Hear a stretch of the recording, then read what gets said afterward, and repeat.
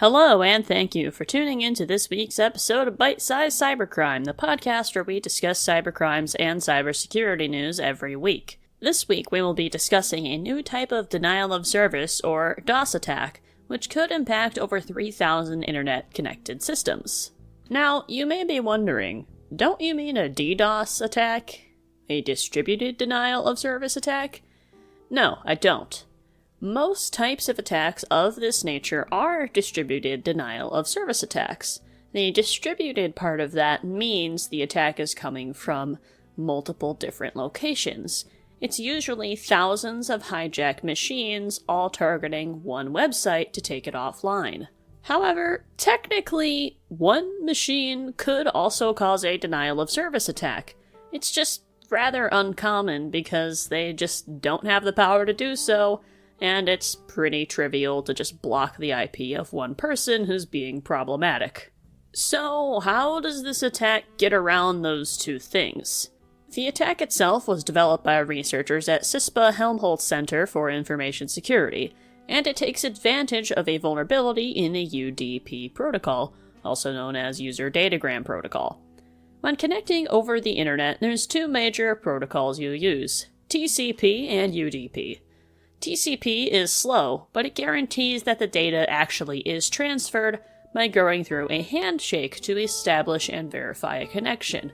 The client and the server both acknowledge the connection. If you're reading a blog on my LinkedIn post, you're likely using TCP. UDP, on the other hand, is all about speed, not necessarily delivery. UDP just sends data your way without actually verifying that you've received it or that you're even connected. You're likely using UDP to stream this podcast directly from the internet, unless you downloaded it ahead of time. In that case, thank you. It actually does help my numbers. And you may be wondering, isn't UDP not that great if you're not really sure if you're getting any of the data? And that's the case for some things. However, it's usually only very teeny tiny amounts of data that are missing. It's unlikely that you'd hear a difference, but if there is a bit of data loss, you might hear some audio glitches or experience buffering or see some video glitches if you're, for example, streaming a TV show. Currently, a vulnerability exists in the UDP protocol, labeled TCP 2024-2169, and it is susceptible to IP spoofing. IP spoofing is just faking your IP address to make it look like data is being sent from somewhere else. On top of IP spoofing, the packets sent, which is just pieces of data being sent over the network, are not really verified. Basically, what happens is you can create a UDP packet that contains an error message and the spoofed IP of a different machine that exists on that network. You can send it over to a server, like a DNS server, that verifies host names for you to connect over the internet. DNS uses UDP, not TCP. What happens is that DNS server is going to send an error message to the server that was using UDP that you spoofed the IP for, and then it will actually get stuck in an infinite loop sending each other error messages on an application level. And this is important because if it were on a network level, it would eventually time out and just not work properly.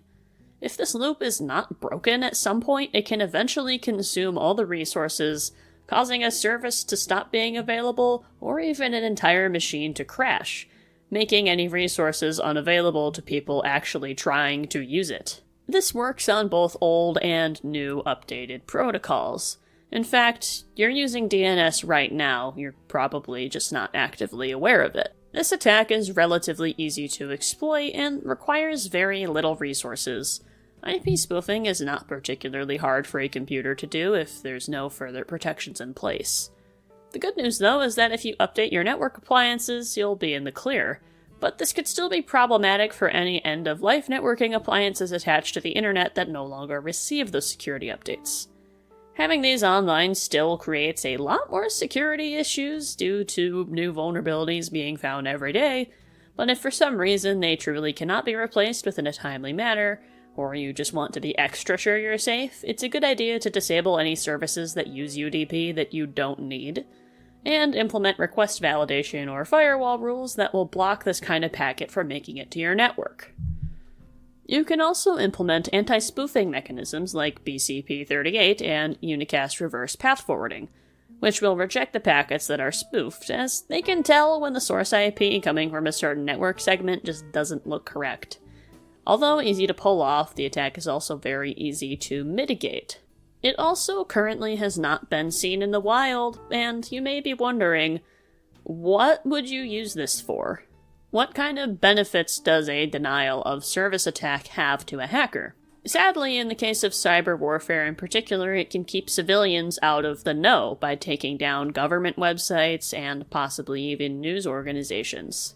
This could prevent people from seeing important announcements. Of course, this is just one use case, but it is one I have seen quite a bit, especially with the Russia-Ukraine and Israel-Palestine conflicts.